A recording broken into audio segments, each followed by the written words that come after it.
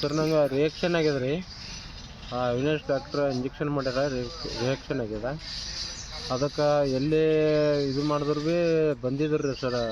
ಸಾಬ್ರು ಅವ್ರ ಹೆಸರು ಏನೈತೆ ರೀ, ಒಬ್ಬರು ಬಂದಿದ್ರು ರೀ. ಬಂದು ಕಿಶಂದು ಅವಿನಾಶ್ ಡಾಕ್ಟ್ರ್ ಹತ್ರ ಒಂದು ಸ್ವಲ್ಪ ರೊಕ್ಕ ತೊಗೊಂಡು ಕಿಶಂದು ಅಲ್ಲೇ ಬಗೆಹರಿಸಿ ಹೋಗ್ಯಾರ ರೀ.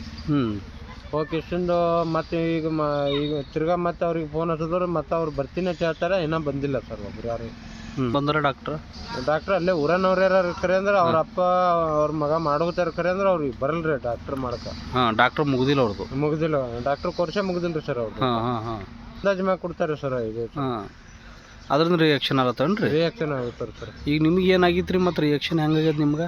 ಸರ್ ಒಂದು ಸ್ವಲ್ಪ ಜರ ತಿಂಡಿ ಕುಡ್ಗುತ್ತ ಅಂತೇಳಿ ಇಂಜೆಕ್ಷನ್ ಮಾಡ್ಕೊಂಡೇನು ರೀ. ಅದಕ್ಕೆ ಈ ಟೈಪ್ ಎಲ್ಲ ಆಗ್ಯದ, ಈ ಟೈಪ್ ಆಗ್ಯದ ನೋಡ್ರಿ ಸರ್. ನೋಡ್ರಿ ಸರ್,